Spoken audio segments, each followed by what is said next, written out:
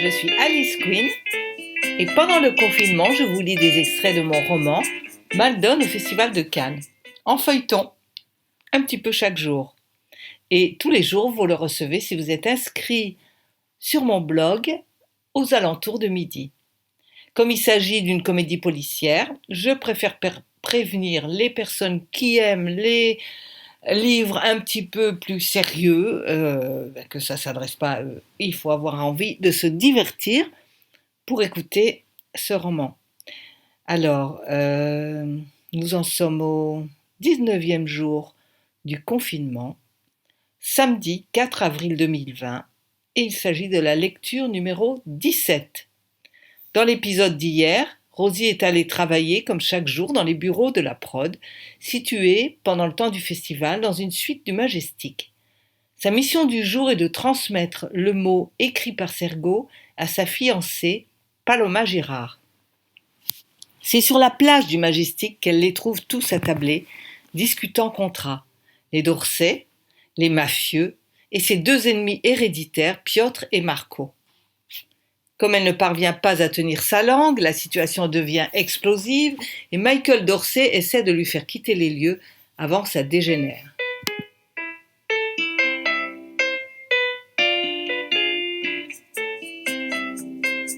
« 55. Il me saisit délicatement par le bras, mais comme je n'ai pas réussi à fourguer le mot doux à Paloma, j'ai soudain une idée. Idiote. J'attrape mon verre pour avaler son contenu cul sec, puis je me lève, je flanque sur mes talons, comme si je trébuchais. Je tombe en avant sur la table en me penchant vers la jeune fille. Je me rattrape à la nappe en faisant glisser le tissu. Tous les verres se renversent et tombent par terre. Pour finir, je m'affale sur Paloma en criant « Oups !» Paloma s'écrie aussi en se relevant, horrifiée, car sa robe Hermès a été inondée par le château d'Esclans cuvée Garus en question. Je l'époussette maladroitement en grimaçant de douleur et en m'accrochant à ses mains. « Ouille, aïe, désolée !» Pendant tout ce cirque, j'insiste pour qu'elle comprenne que je suis en train de lui enfoncer le fameux bout de papier dans la paume. Et en effet, passé le premier moment de confusion, elle réagit au quart de tour et sa fine main manucurée d'un élégant vernis transparent sur des ongles de plusieurs mètres se referme avec voracité sur le mot. Je quitte alors le restaurant de la plage, presque en courant. Je lis le soulagement dans le regard de Blanche Dorsey et je me réjouis doublement. J'ai rempli ma mission tout en récupérant mon fric. J'ouvre l'enveloppe. Il y a 50 €. Je vais pouvoir aller acheter des premières nécessités. Trop forte. Je passe l'après-midi à marivauder avec mon amoureux virtuel. Je n'ai plus envie de continuer ces bêtises d'adolescente sur le web. Je veux faire place nette pour Tony. Quand j'aurai fermé mon compte sur ce site, je réfléchirai à un angle d'attaque pour attraper celui que je considère maintenant comme mon vrai amour. Mais à chaque message d'adieu que j'envoie à ce courrier du cœur, le type trouve une phrase amusante pour retenir mon attention et je reconnais qu'il a des arguments. Il sait me parler, c'est fou pour quelqu'un qui ne me connaît pas. Et surtout, il a l'air vraiment sympa. À la fin, juste avant que je finisse ma journée, il parvient à m'arracher un rendez-vous en vrai. Bon, je me dis que ce sera plus facile de finir cette relation virtuelle de vive voix. Je lui expliquerai ce qu'il m'arrive avec Tony. Alors j'accepte. Je lui précise toutefois que ce sera notre unique rencontre, un rendez-vous d'adieu. Je salue mes deux collègues punis comme moi à résidence dans la suite et je passe au supermarché avant de rentrer. C'est la fête ce soir grâce au salaire de mon dur labeur. J'achète des raviolis à la ricotta, des tomates pelées en boîte, des oignons. Ça fait longtemps que j'ai pas vraiment cuisiné. Et pourquoi pas aussi des crêpes pour le goûter? Il manque juste la farine. Avec de la confiture. Oh, ça va être vraiment la fiesta. Je rajoute des pois chiches, du riz, des coquillettes, de l'huile d'olive, des boîtes de miettes de thon, des œufs, un pack de lait, du beurre. Avec ça, on pourra tenir plusieurs jours. À la caisse, je dois reposer les jus de fruits parce que ça dépasse mon budget. Je repose aussi d'autres denrées pour conserver au moins 10 € de par mois. Mais je garde le café. même si c'est cher, pas grave. Retour presque à la case départ, question fric, mais au moins les placards sont pleins. Enfin presque. J'ai pris l'essentiel en quantité, car il y a de grandes chances pour que Sergo soit toujours là, Ismène sûrement aussi, ce qui sous-entend que Véro viendra peut-être avec ses 2 fils, et certainement Gaston. Peut-être avec Bintou. Ça commence à faire beaucoup. Bon, ils se rabattront sur des crêpes nature. C'est bon aussi, les crêpes nature. Quand j'explique tout à Véro en récupérant les enfants à l'école, elle me confirme qu'Ismène n'est pas rentré de la journée, et Simon insiste pour rester avec Sabrina. Bon, ok, tout ce beau monde nous emboîte le pas. Devant ma porte, un MK2 de Gaston est déjà là. Dès qu'il me voit, Sergo se précipite sur moi. Alors, je lui raconte ce qui s'est passé et comment j'ai réussi à transmettre son message, mais sans avoir la réponse immédiate. Je prépare la pâte à crêpes et installe la table du goûter dehors. Il manque des chaises, je complète avec des parpaings. Puis, pendant que les jumelles dégustent et que Sabrina entreprend de montrer à Simon comment elle brosse à l'envers les poils de pastis qui se laissent faire avec délice, je me mets au fourneau et je prépare ma sauce tomate pour le dîner. Ismène, comme à son habitude, prétend qu'il manque du vin et un dessert pour échapper aux corvées domestiques. Je fonce à acheter ce que t'as oublié. Franchement, Cricri, t'aurais pu y penser. Elle manque pas d'air. En passant, elle fait une bise à Véro et disparaît en sifflotant au coin de la rue. Sergo pianote sur son téléphone tandis que Gaston se rapproche de moi. Il a l'air étrange. Ils vous ont parlé, les Dorsey?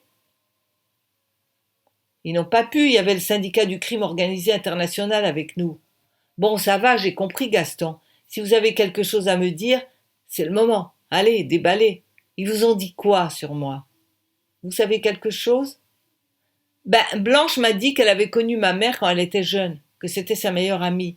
Franchement, qu'est-ce que vous voulez que ça me fasse? Ma mère, elle avait plein d'amis. Oui, mais alors, imaginez qu'à la même époque, elle ait connu aussi votre père. Alors là, je reste comme 2 ronds de yaourt. Mon père, saint inconnu. Ça doit être un titre de film qui me revient. Vraiment? Mon père? Je l'avais passé aux oubliettes. D'après ma mère, il a pris la poudre d'escampette quand il a su qu'elle était enceinte. C'est pas très courageux, il paraît qu'il était jeune. Sincèrement, un père qui se barre et qui vous laisse dans la mouise comme ça, faudrait qu'il ait une sacrée bonne excuse pour que je lui pardonne. Carrément, j'en ai rien à faire de cette histoire de père. Pourquoi? C'est le cas? Elle a connu mon père? Mais enfin, Gaston, qu'est-ce que vous voulez que ça me fasse? Je me fiche complètement de ce type, moi. Oh non, ne me dites pas, je vais deviner. Blanche est partie avec mon père en le piquant à sa meilleure pote, ma mère. J'avais déjà deviné et je lui en avais déjà parlé. C'est ça, hein? Je brûle? Devant le silence gêné de Gaston, je me dis que je dois être proche de la vérité. Attendez, je suis sûre que je peux mieux faire. En fait, je le connais. C'est Dorsey? Non, dans le mille. C'est Dorsey, mon père. Gaston éclate de rire. Quelle imagination! Vous voyez trop de films. Vous rigolez? On n'a pas de télé. Bon, c'est pas ça. Mais non, puisqu'il s'appelle Dorsey, pas Maldon. Vous comprenez bien que si vous vous appelez Maldon et que le nom de jeune fille de votre mère était Bernard Martin, forcément, c'est que vous portez le nom de votre père. Ah oui, j'avais pas réfléchi à cet aspect des choses. Ben oui, apparemment, quand vous êtes né, votre mère était mariée à ce Maldon. D'ailleurs, il y a quoi sur votre livret de famille? J'en sais rien. J'ai jamais fait attention. Une petite voix intervient alors dans la conversation, faisant même lever le nez de Sergo de son écran. Moi, je sais, maman, dit Sabrina. Elle est là, une brosse pleine de poils à la main. Elle nous observe. Elle a tout entendu. Tu fais quoi là, ma puce? Ça fait longtemps que tu nous écoutes? Oui. Je voulais prendre la soucoupe du chat et j'ai entendu ce qu'il a dit, Gaston. Moi, je connais le livret, maman. Il y a écrit dessus que tes parents sont Charlotte Bernard Martin et Lenny Maldon. Bon, autant que je vous le dise alors. Oui, je crois qu'à ce stade, il vaut mieux cracher le morceau, Gaston, même si ça ne m'intéresse pas du tout. Alors, quand les Dorset vous ont chuchoté à l'oreille l'autre jour comme s'ils vous confiaient un secret, ils voulaient parler de mon père? Blanche l'a connu, c'était qui? Son frère. Quoi? Son frère, dit Sergo. C'est n'importe quoi. Elle a jamais eu de frère, la Dorset, et ils étaient que deux dans la fratrie. Le nom de jeune fille de Dorset, c'est bien Maldon, en effet, c'est étrange. J'avais jamais fait le rapprochement. Alors oui, c'est vrai, elle s'appelle comme vous. C'est bizarre. Mais en tout cas, c'est pas son frère qui était votre père. Qu'est-ce que vous en savez, vous? Je les connais très bien, les Dorset. Pendant le tournage, j'allais souvent manger chez eux, on discutait, parce que ma Paloma, elle me rejoignait parfois sous prétexte de travailler les dialogues. Blanche parlait toujours de sa sœur morte trop jeune, une chanteuse. Il y avait des photos d'elle partout. Très jolie fille. Elle s'appelait comment, je demande? Lionne. Ben dis donc, les parents, ils se mouchaient pas du nez. Du pied. Ils se mouchaient pas du pied. Ça veut dire quoi, maman? Ça veut dire qu'ils se prenaient pas pour des... rien. Pour des riens. Ils ont appelé leurs deux filles Blanche et Lionne. Tu vises un peu le truc. Ça fait vraiment... je sais pas, moi. Ça fait... colonialiste, voilà. Enfin, pourquoi Blanche vous a dit qu'elle avait un frère si c'était une sœur? Vous parlez de quoi? Intervient Ismène qui est revenu avec 3 bouteilles de vin et un gros gâteau. Ça a l'air passionnant. J'ai retrouvé mon grand-père, dit Sabrina. Sois précise, le père de ton père ou le père de ta mère? Le père de mon père, il est déjà mort. Alors t'as retrouvé ton père, Cricri.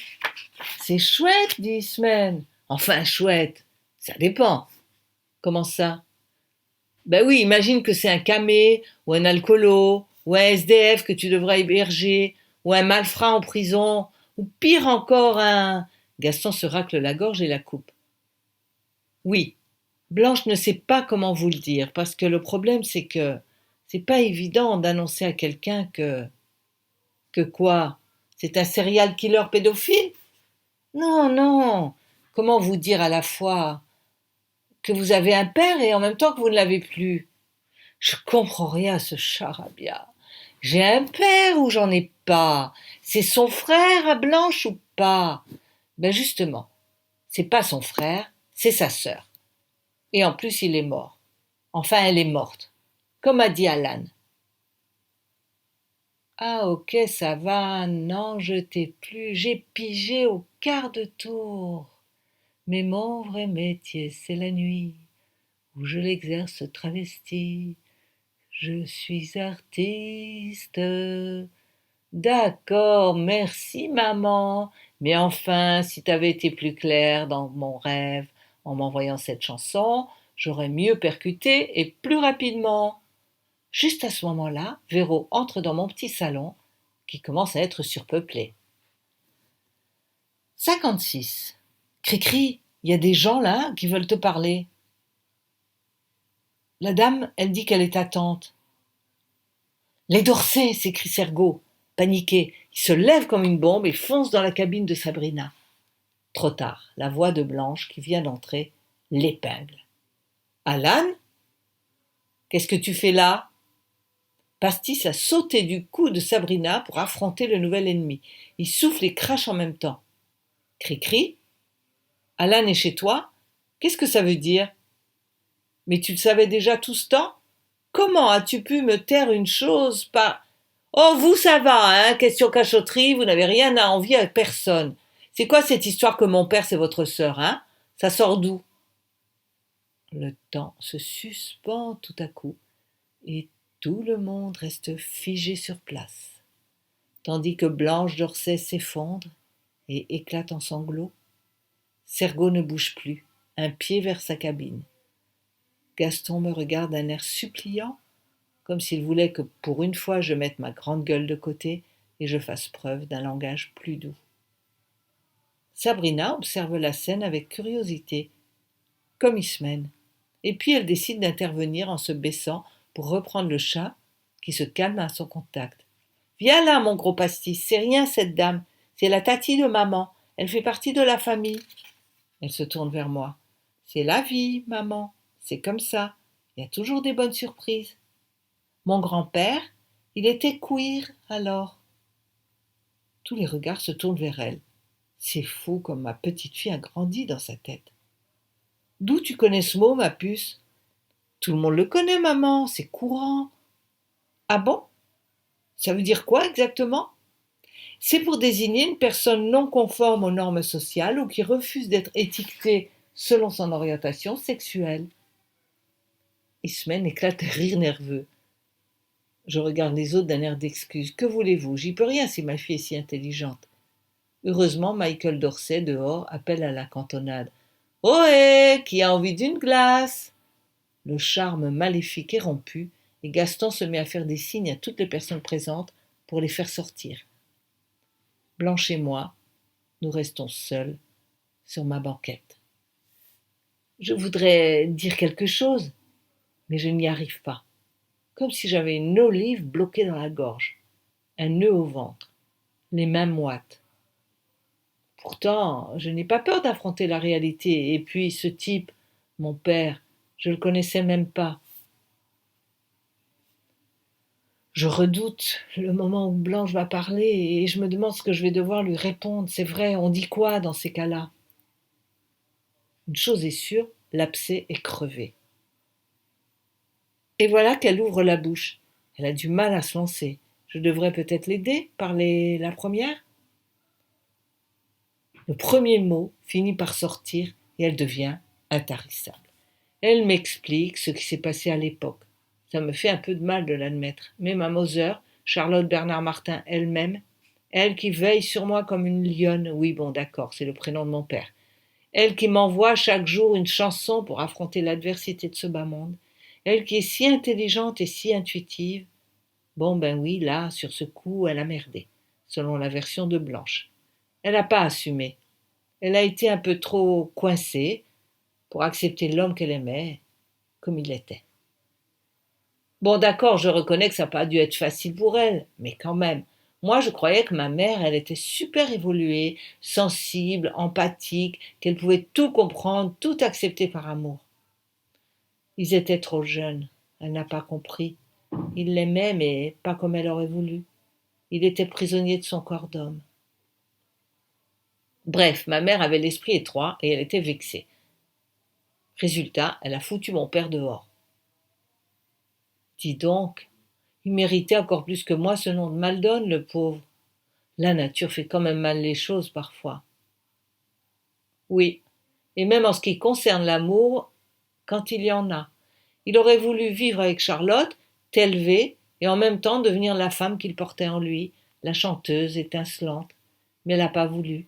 Elle disait qu'elle en avait marre de cette malédiction, que dans votre famille, il y avait toujours que des femmes. Pour une fois qu'un homme était là, coup de baguette magique, ding, une femme. Elle ne l'a pas supporté. Elle pensait qu'il ne l'aimait pas. Quand j'ai su que tu chantais, toi aussi, j'ai compris que c'était son héritage à lui. Ça ne te plaît peut-être pas, bon ben voilà, il y a de lui en toi. Tu n'y peux rien, ou d'elle. Bougonne, je lui prends la main et je la fais taire en la caressant. Il y a des choses qui n'ont pas besoin de mots. Que faire de cette histoire ? J'étais bien, moi, sans père. C'est trop compliqué tout ça.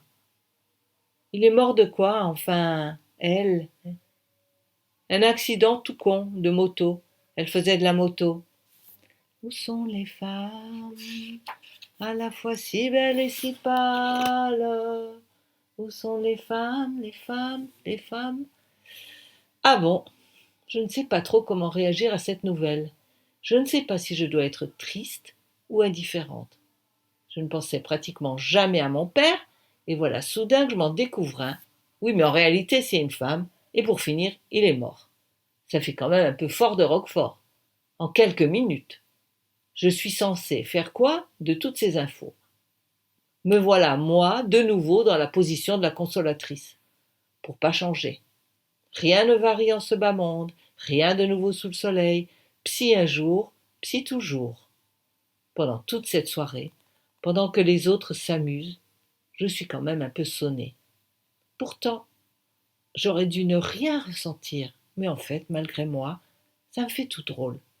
Je me sens vidée. Sergo veut rester avec moi, chez moi, et s'inquiète à propos de la réaction des Dorsey.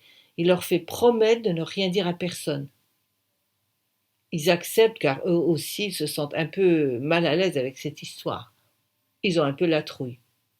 On a l'impression que Girard a un plan tordu en tête, dit Michael Dorsey. Quel genre demanda Alan Sergo. Genre te supprimer pour que le film démarre.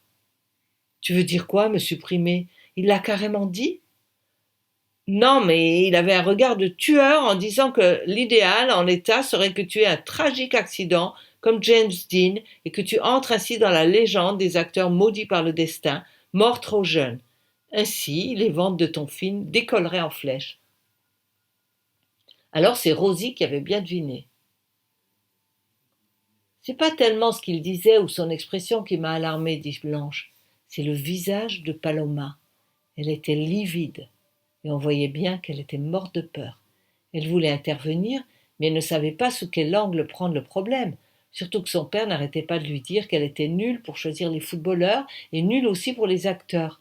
« Elle est en danger, elle aussi ?» demande Sergo, prêt à en découdre. « Non, pas du tout, il l'adore, inutile d'en faire pour elle. C'est toi qui es en danger, c'est pour toi qu'elle avait peur. Nous avons essayé de lui expliquer que ça marchait pas comme ça pour qu'un film cartonne. Il ne croyait pas. J'ai bien vu qu'il avait envie de passer à l'action pour tester sa théorie. Le mieux pour toi, actuellement, c'est de rester planqué ici et d'attendre que Girard abandonne tout projet à ton propos, qu'il t'oublie. Rosie est visée aussi, parce qu'il est persuadé que c'est grâce à elle que tu t'en sors, qu'elle a une super bonne garde du corps, qu'elle a des ondes de baraka qui la protègent et que tant qu'elle est vivante, sa zone de protection t'inclut. Il veut donc aussi l'éliminer pour avoir le champ libre. C'est pour ça qu'elle aussi, elle doit la mettre en sourdine en ce moment. Cri-cri, tu viens au boulot demain quand même pour ne pas attirer l'attention par des changements de comportement, ok? Maman, elle aime pas qu'on l'éteint, dit Emma. Je vois le menton de Lisa qui commence dangereusement à trembler sous le regard passionné de Simon. Il adore voir les autres manifester des émotions. Moi, je veux pas qu'ils aient un maman, dit-elle. Bon, je crois que tout ce petit monde a sommeil, je dis. C'est quoi cette histoire d'éteindre maman qui recommence, hein? Vous croyez que je suis comme une lampe? N'importe quoi. Allez, au lit, la compagnie. Véro, Léo, Gaston m'aident à tout ranger, et quand tout le monde est parti, que Sergo s'endort dans la cabine de Sabrina tandis qu'elle-même pionce avec ses sœurs, passe-t-il tranquillement étalé sur mes 3 filles, je peux enfin aller voir comment a réagi mon dernier petit amoureux virtuel à mes derniers messages. Le rendez-vous du lendemain est confirmé. Je me couche enfin avec comme un sentiment de vacances dans la tête. Récapitulons. Je n'ai plus à chercher Sergo. Je l'ai sous le coude. Ok, je dois encore aller au boulot au Majestic, mais c'est juste pour faire acte de présence, et au bout du compte, la paye m'attend. Mes placards sont pleins, même si j'ai plus que 9 € en poche, et surtout, j'ai un rendez-vous amoureux. Bon, ok, c'est pour une rupture, avant d'avoir même commencé la relation. Mais c'est une affaire d'amoureux quand même. Ça fait vacances. Je ne veux rien imaginer de plus ni de plus loin dans le temps. Cette pseudo-menace d'élimination par un sponsor, ça sonne bidon de chez bidon. Et pour l'instant, tout va bien, comme dit l'autre.